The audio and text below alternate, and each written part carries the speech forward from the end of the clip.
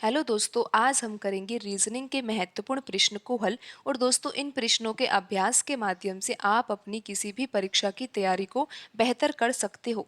आइए दोस्तों, शुरू करते हैं आज का पहला प्रश्न। दोस्तों, यहाँ पर प्रश्न में दिया हुआ है कि निम्न में से भिन्न जोड़ा कौन सा है। और दोस्तों, ऑप्शन ए में लिखी हुई संख्या 5, 7, ऑप्शन बी में लिखी संख्या 17 और 23, ऑप्शन सी में लिखी संख्या 31, 41, ऑप्शन डी में लिखी हुई संख्याएं हैं 13 और 19। तो दोस्तों, हमें यहाँ पर ये पता लगाना है कि यहाँ पर जो संख्याओं के जोड़े दिए हुए हैं प्रत्येक ऑप्शन में, उनमें से कौन सा जोड़ा जो है भिन्न है।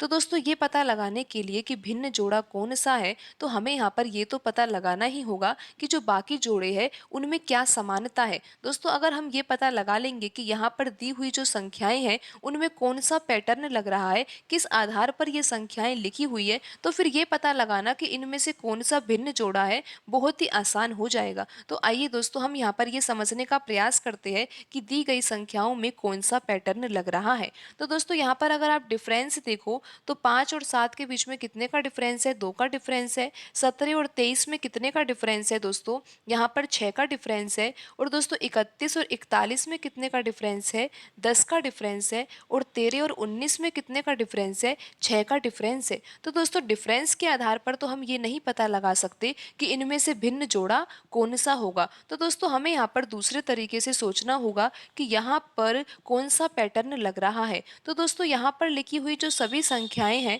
वो सभी संख्याएं अभाज्य संख्याएं हैं। दोस्तों, आपको पता होगा कि अभाज्य संख्या वो संख्याएं होती है जिनमें केवल स्वयं का ही भाग जाता है। तो दोस्तों, यहाँ पर लिखी हुई सभी संख्याएं अभाज्य संख्याएं ही हैं। दोस्तों, यहाँ पर आप ऑप्शन ए में देखो कि 5 और 7 ये दो संख्याएं लिखी हुई है, लेकिन इन दोनों संख्याओं के बीच में एक भाज्य संख्या आती है 6, लेकिन अभाज्य संख्या कोई भी नहीं आती है। दोस्तों, ऑप्शन बी में लिखी हुई जो दो संख्याएं हैं 17 और 23, 17 और 23 के बीच में दोस्तों अभाज्य संख्या आती है। और अभाज्य संख्या कौन सी आती है दोस्तों, 17 और 23 के बीच में 19 अभाज्य संख्या आती है।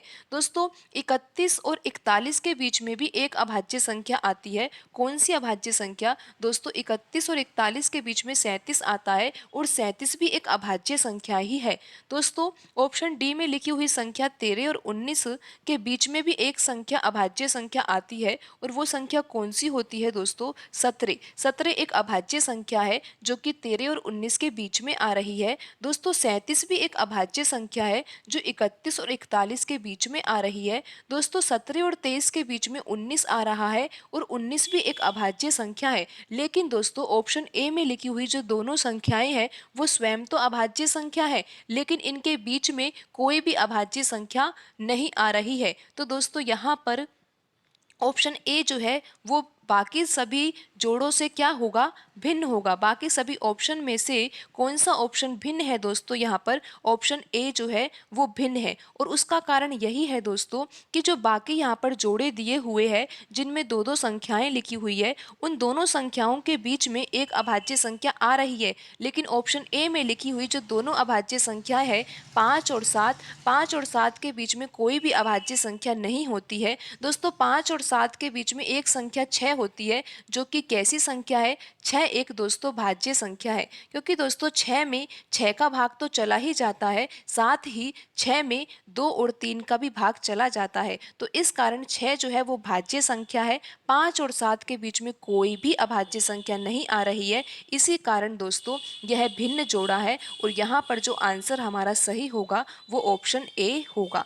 तो दोस्तों, आज की वीडियो में इतना ही। मिलते हैं अगली वीडियो में। धन्यवाद दोस्तों।